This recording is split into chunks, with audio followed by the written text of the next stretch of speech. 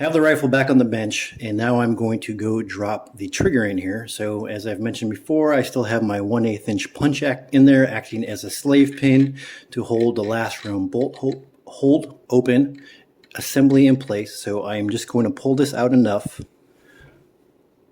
to give me enough clearance to drop my safety in. I'm sorry, my trigger.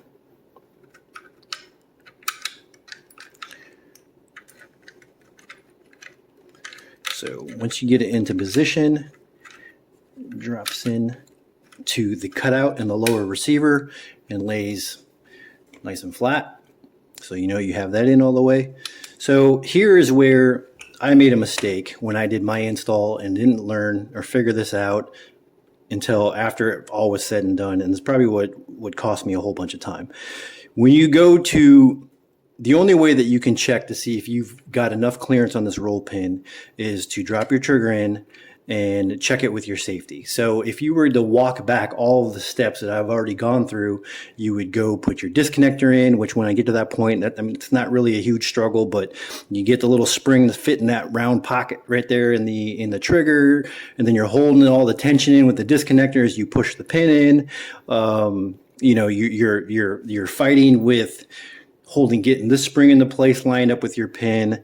Then you put your hammer back in there and get that all lined up and get the springs lined up, and then go and put your safety back in and assemble everything back together. You don't need to do all that. All you need to do is put the pin back in strictly through the trigger.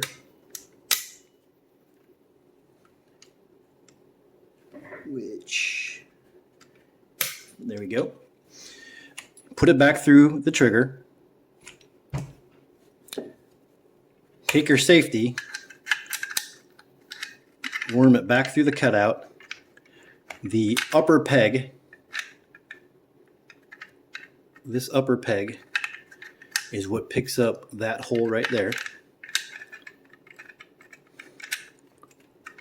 And that just pushes in. So now, and you might have to put some pressure because this pin is going to want to push out. Sorry, that pops out.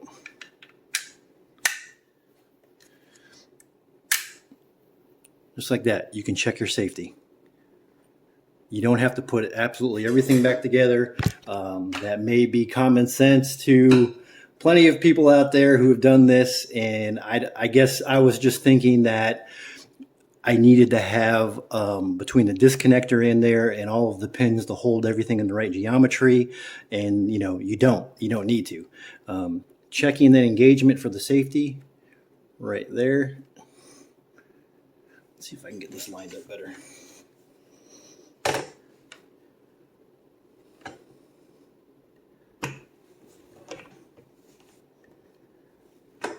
That is what you're looking for. You can see the way the safety works. It's off. Sorry, it's over traveled.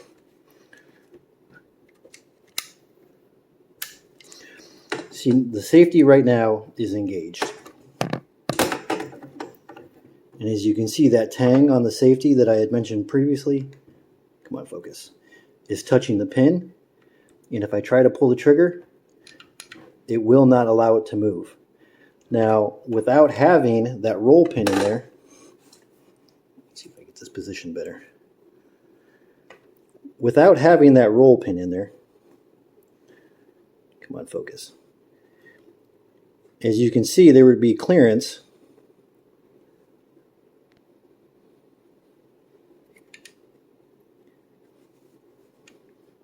that would allow me to pull the trigger even with the safety engaged. Once you sweep off your safety, that moves out of the way, and now your trigger can activate. And that is how that works. Your safety works, and that is why you will have to most likely hand fit that roll pin to ensure that you have a safe operating gun. So again, it is not required for you to put all of this back together to go check the safety. In fact, this could even be an opportunity for you to check the engagement on your safety to see how difficult that is to work or not. But that's it. So once you go through the process of hand filing that roll pin, and once you're good to go, you can go ahead and pull your safety back out of there.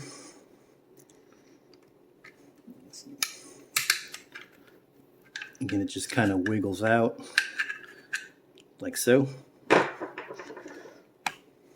And we are going to go ahead and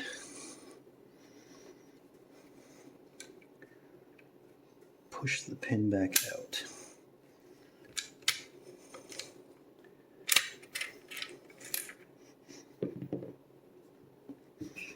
All right, so as previously mentioned, first thing that you're going to do is that you are going to go ahead and drop in your your trigger. Continue to use the punch as the slave. And now you can work in your disconnector and your disconnector spring. So you'll see the bottom of the disconnector here. That is the pocket that the spring is going to sit in.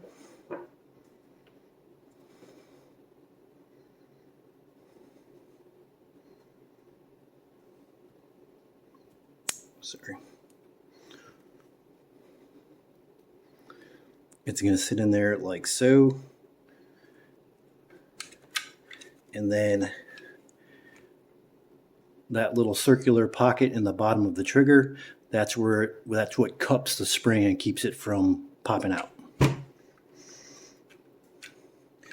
So you can do yourself a favor here, and I'm not going to be able to show it on camera, but let gravity work for you, because trying to put this disconnector in here on a bench like this, as soon as you turn it over, it's just going to fall right out. So the easiest thing to do is to stand the gun on the muzzle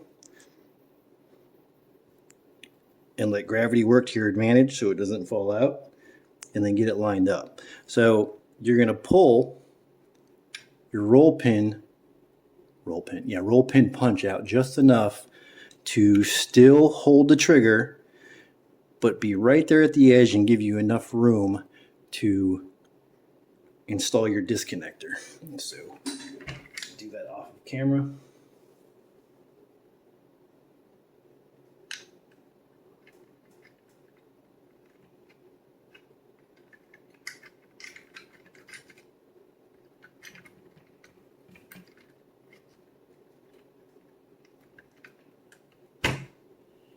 All right, got that lined up into the pocket, and now I need to find or apply some downward pressure against that spring so the punch can pick up the disconnector. So now at this point, I'm going to go ahead and push the punch through so it just barely comes out the other side of the trigger there, because now I need to reinstall the spring here.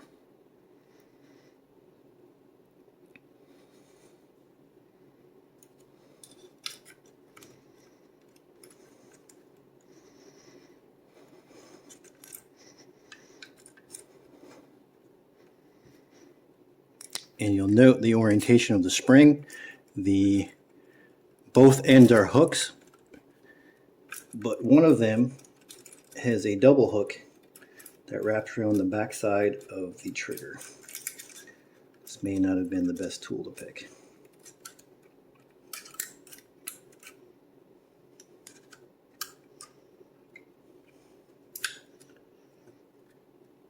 So it's going to lay in there like so.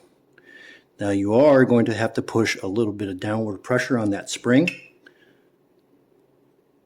in order for the pin to be able to engage the spring.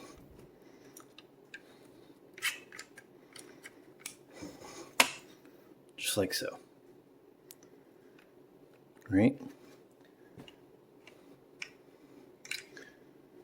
So now you can take your trigger pin, and this still has quite a bit of oil on it, but I like to grease this up a little bit before I stick it through. You we will go ahead and start pushing the pin in, which will in turn push the punch out.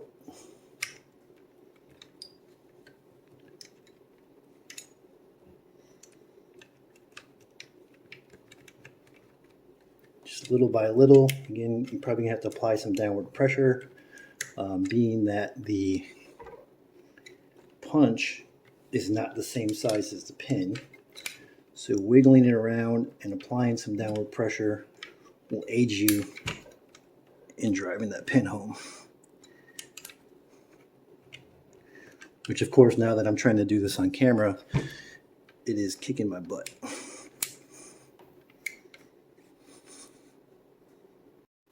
Something I want to note here when you're pushing this pin through, because you are fighting, trying to get things lined up. You're fighting first that spring, then you're fighting getting the pin to line up through the left side of the trigger, and then you're trying to get the pin lined up through the disconnector, and so on and so on. It would be a lot easier if I could use a larger diameter punch, but some of the reason you can't is because you see the hole in the plastic cover over here is only slightly larger than 1/8, so you can't use a larger one. I do want to mention that, you know, it is a slip fit pin. So if you're struggling to get that pin in, it's just a matter of getting all of the holes lined up. Just have a little bit of patience. Don't get tempted to grab a hammer and try to beat things in. You're only going to damage things. It should just push through.